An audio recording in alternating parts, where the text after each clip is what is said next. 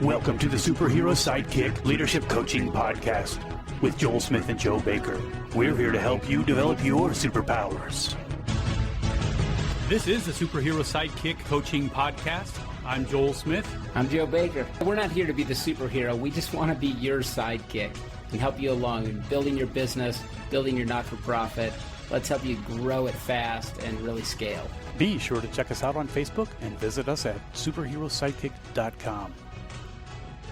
Joe, how you doing today? Doing good. Yep, having a great day. I'm certainly having a good day. We got a nice weather outside, and I get to do a podcast with you, so it's a good day. Yeah. I just got back from California, and me and my buddy Bill. I didn't tell you this story. We just put on this epic event on the Santa Monica Pier, and literally this organization called Live Action called us like 7 weeks ago and said, hey, we want to do this event for 2,000 to 3,000 people on the Santa Monica Pier, and we want you to put it together. And I think I said, that idea is totally insane. I don't even think it's possible, but if you're willing to risk with us, we will try. And it took everything we had. The event was almost shut down the whole way, all the way right up till the edge, at the end of it. And in the end, we pulled off an amazing event. It was just magical and awesome. And that we literally, Lila Rose is such a visionary. She even had the event have skywriting over the stage, like with planes in the sky. So it was a pretty cool experience to be a part of and to be in leadership of. Oh, that is neat. That's cool. You know, Yeah. in order to really pull anything off, whether it's an event or even just to have your company work well, you really have to have the right people, don't you?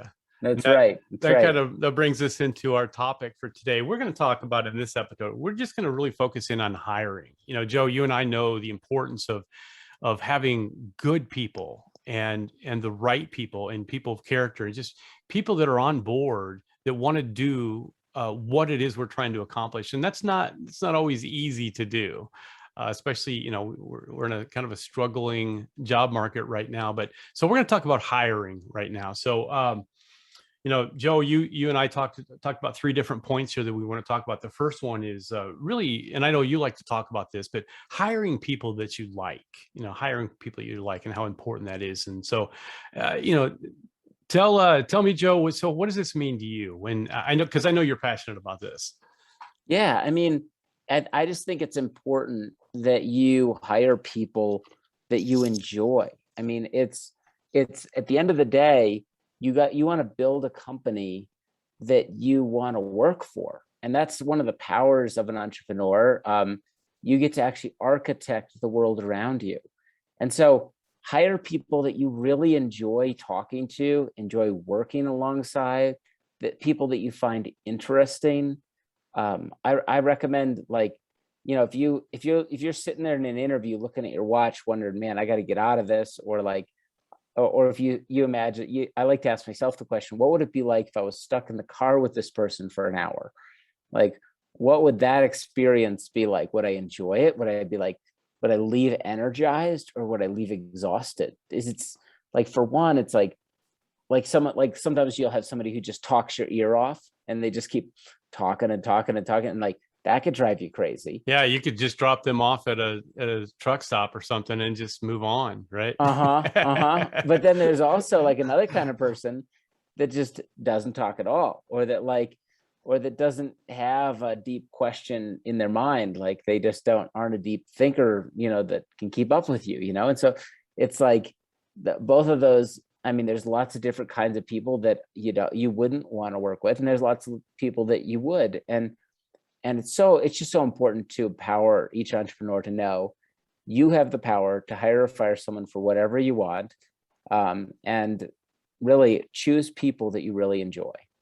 Yeah. And if you are in a hiring position, or you're in a place where you choose the staff, or that's you really have to take the responsibility that whatever this team ends up being, it's because of the choices I make, because of the way I go about it. It's not only just the people that I hire, but and choose not to hire, but it's what I do with them after that. So you really have to take full responsibility, because I've seen a lot of people that are in hiring positions and they're not really taking responsibility. They're just bringing people in and kind of leaving them to other people. So then it becomes somebody else's responsibility.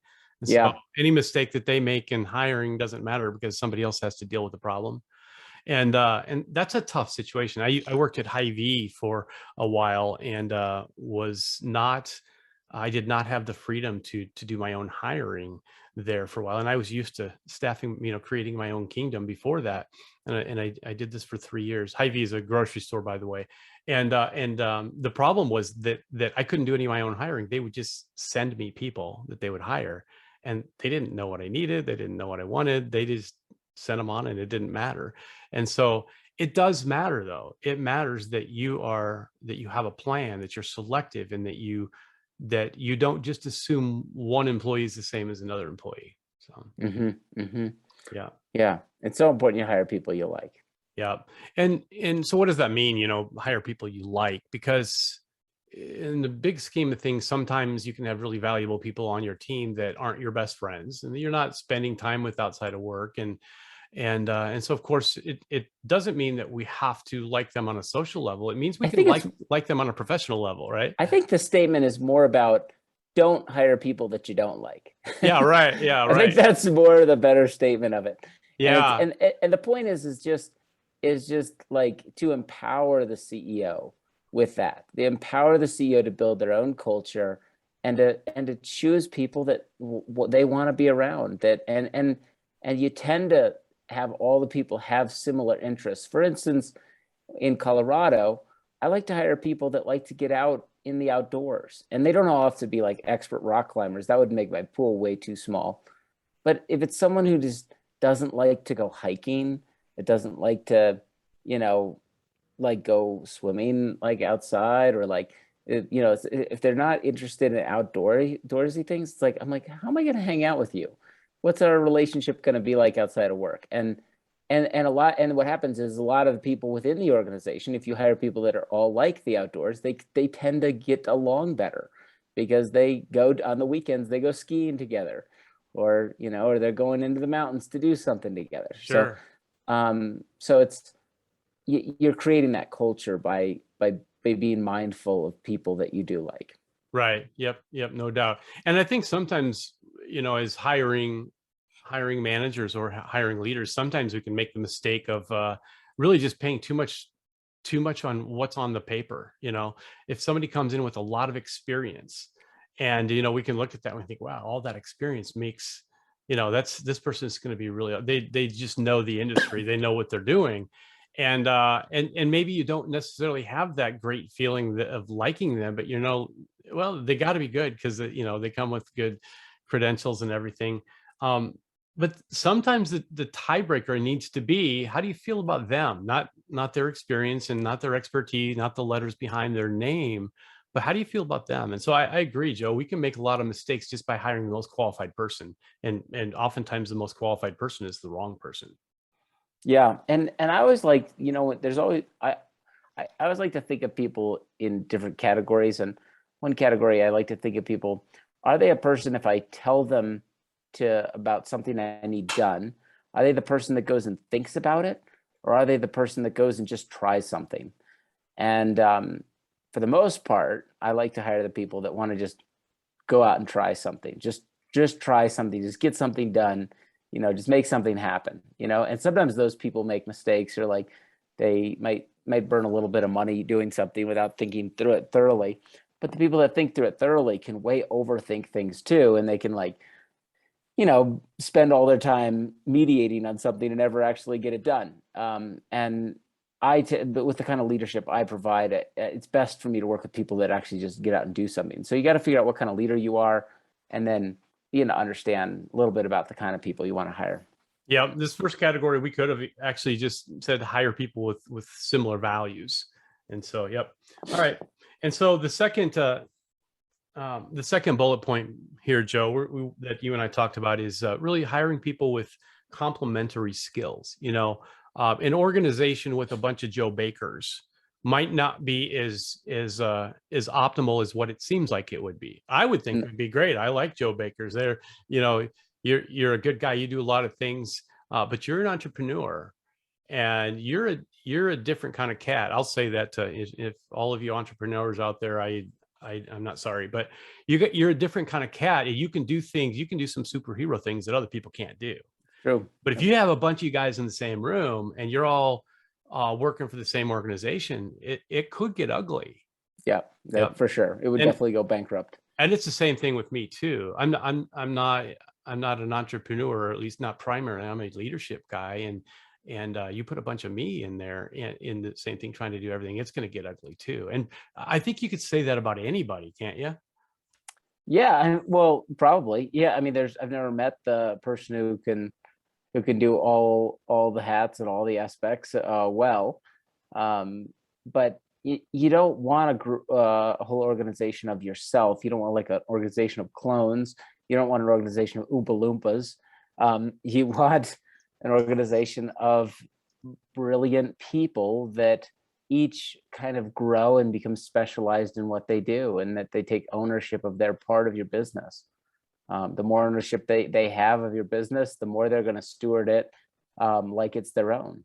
Yeah, no doubt. It is really important that that we really look at ourselves, and we have self-awareness to really understand truly what we're gifted at and what we're just not gifted at. A lot of people have this optimistic approach that well, I can learn just about anything, and I can start this business, and I can jump in and do this, and and as a coach, I've asked a number of people the question of, well, why do you think you should go into this business, and how hard can it get? Well, maybe you need to figure out how hard it can get, because if you've never done this before, if this is not in your skill set, you're just not gonna be able to do it. And so we all need those people, whether it's people that are administrators that are going to really lead the systems and lead the numbers, or numbers people that are going to take care of the finances. I personally don't like to take care of the finances in my company. We've got an office manager that does that, so that I don't have to, so I can go do the things that I love to do. But at one time early on, I did kind of have to take care of the finances, and it was really holding me back. I didn't like it so much. I could do it, but that's the part of my job I despise. I didn't want to do it. So Joe, you probably had the same thing in the companies you worked with. What are the areas that you just would have despised doing if you had to do it? Well, when you start it, because I'm a starter, I have to do the jobs that I despise at the beginning.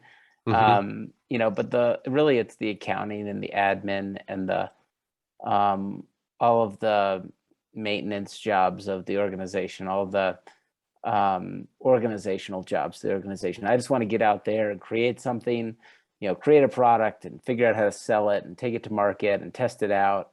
It's like, that's where I get excited.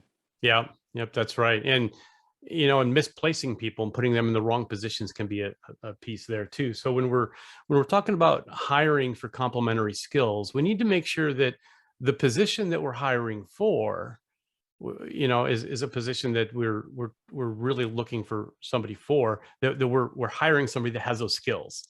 You can't just hire a competent person and put them in a different position that they're not competent in. Yeah. In my work, I've hired a lot of general managers in the restaurant world, and oftentimes some of them that we would hire look great on paper. They have great interview. They come in and they're just used to a whole different kind of system that's different, and they're just not a good fit. And other times we'll bring people in, or that's obviously that's the joy of promoting people from within sometimes too, is because you've already seen that they are the right person and they fit in, and regardless if they have the numbers on the paper the right way. So yep, complementary skills is really important, for sure. It's kind of like marriage though too, right? We don't marry people like us. We marry people that are complementary to us. So, yeah, well, that's the best case scenario. Yeah, right. Yeah, if we do it right, that's how we would do it. So yep. So, all right. The third component here for hiring is pretty important. It's doing your research. It's finding out It's digging under the surface and pulling back that layer of the onion to really find out if that person is who they say they were. And so, um, Joe, what would you say would be the danger of hiring somebody on first sight? Say that one more time. Hiring Oh, people for sorry. what? Yeah, hiring somebody on first sight. You look at them, you like them, because that was one of our bullet points. Hire somebody you like, right? So you hire somebody, or you look at them and you're interviewing them and you like them. And what's the danger of just hiring them without doing your due diligence there? Yeah, that's a horrible idea. And like I actually like to have 5, 6, 7 interviews with people before I hire them. And if they're C-level team members, I like even have my wife go out to dinner with them and their wife. Hmm. So I really want to thoroughly know that person in and out, know everything about them, um, to hire them. And I'll tell you, my greatest mistakes as an entrepreneur have been the hires I've made.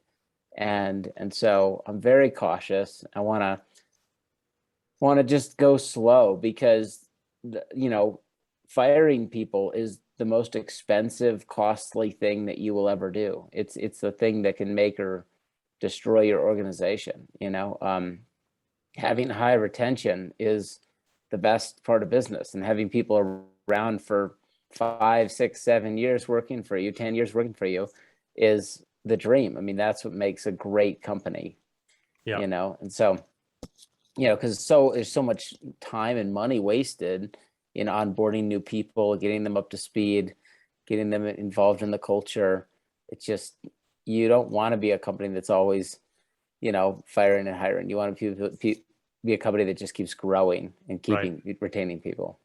Yeah, because as you go along, the success of your company is going to depend on having foundational people in place, foundational people that are secure, they're in the right place, they love what they're doing, they're loved by us because they're doing it. And when you're just flipping people over and over because you keep making, you know, unfounded hires, then that is dangerous. Um, one thing, one thing that I've noticed, I've done a lot of interviews in my time, and it's kind of a pet peeve, but during the interview process, uh, there are a lot of people that they really just try to tell you what they think you want to hear. And so, and some people are very, very good at that. They're very good at fooling you. They're very good at telling you what you want to hear, and saying all of the things that sound right about themselves. And it's easy to fall into traps with that if you're not careful and you don't know what to look for. And I've run into a number of situations where through a job interview, everything looks right. Their character looks right. They're saying all the right words. They're enthusiastic, and then the question comes, what are they like outside of the interview process? What's their real life like when when they don't have a job to to try to get hired at? What are they like? And I know, Joe, you and I talked about how sometimes you can get a glimpse of their lives by, well, like you said, going out for dinner with them. That can be a way to do that. You get to know them a little bit on an informal basis. But then also, you and I both look at social media. Social media is, boy, sometimes that can be the truest reflection of a person, that there really is. It can also be, it can be the best reflection, not necessarily the truest. It can be the best reflection of somebody. Oftentimes, what people portray on social media is just a whole fabrication of a lie. But really, it's tough for people who live kind of an irresponsible life, that kind of flip it and just do and say things that probably aren't as professional as they need to be. It's hard for them to hide that on social media, because in their mind, social media is where they let it all hang out. They let their true selves hang out, right? Yeah. And that's just what people do. You don't usually see people that are reckless people, but they've got this nice persona of a professional, polished person that's very careful and conservative on their Facebook page. That's just not how it works. So a lot of times you can just really get to know who somebody is just by their social media.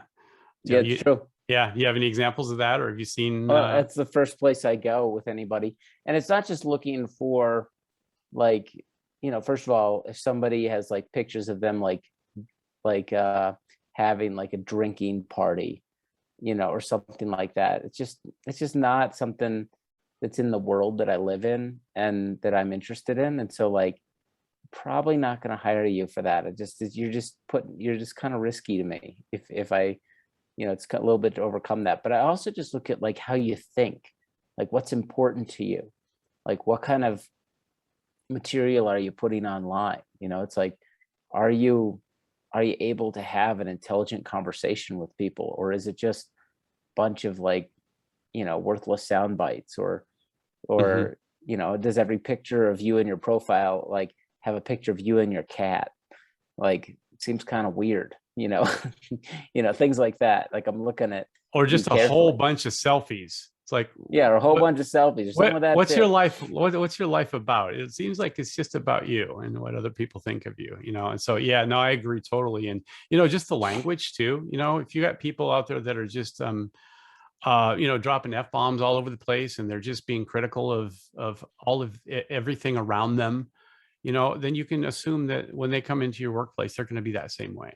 They're going to be speaking maybe without having any kind of filters. They're going to be kind of representing their own spontaneous opinions, without taking into consideration other people around. There's just a lot of things that you can find out through social media. So I would say it's really important to do your research and find out more about them, and don't just look at their qualifications. Look at who they are, look at their character, look at their intentions, look at what they're trying to accomplish in their life, and also look at their self-awareness. Are they aware of themselves? Do they even see themselves as other people see them? That's an Yeah. important one, because when you get a person that doesn't see themselves the way everybody else sees them, they're you're going to have a hard time with them in your company.